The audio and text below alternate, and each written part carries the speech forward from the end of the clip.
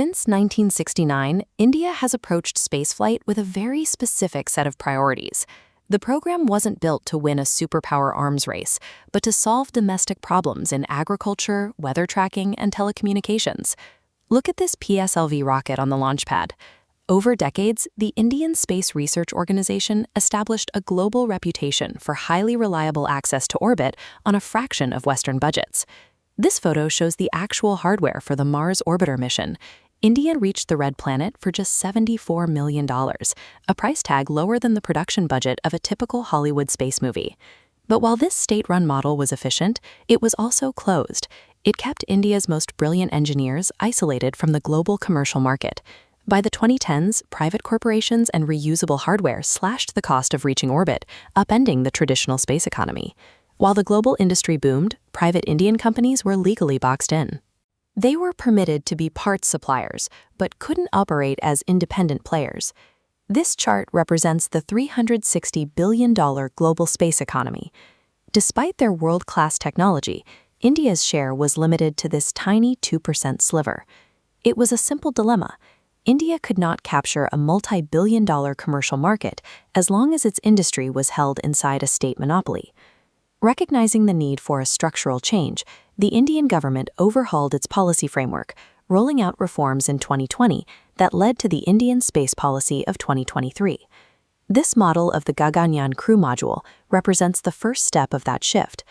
ISRO is now moving away from routine satellite launches to instead focus entirely on deep space science and human exploration. The government then handed commercial duties to NSIL, a public entity created to sell ISRO's established technologies to the highest bidders on the open market. To manage the private sector, they built a single gate called IN-SPACe. This is the regulatory body tasked with authorizing and promoting private space startups. This new architecture meant private companies were no longer just vendors.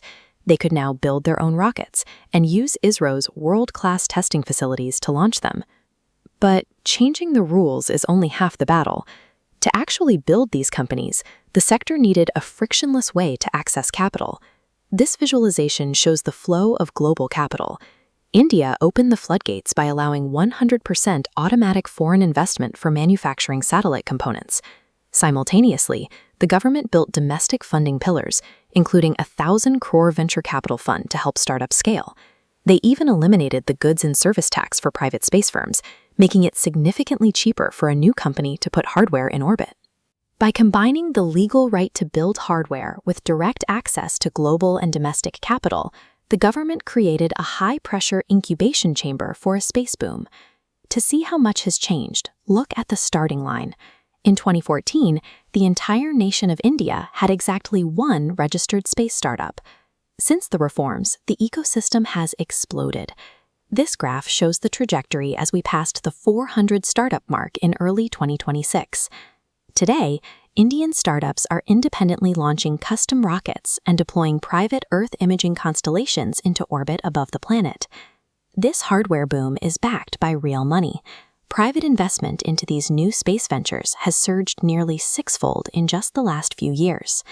India has moved from being a single state-run competitor to fielding an entire army of agile, privately backed space companies on the global stage. Today, India's newly opened space economy is valued at roughly $8 to $9 billion. This chart compares that baseline to the future. By 2033, the sector is expected to reach $45 billion, a five-fold increase in value. That growth would expand India's global market share from 2% to a robust 8% by the end of the decade. India's rapid rise proves that in the modern space race, world-class engineering isn't enough. True economic dominance requires the courage to dismantle government monopolies and rebuild the market's regulatory foundations.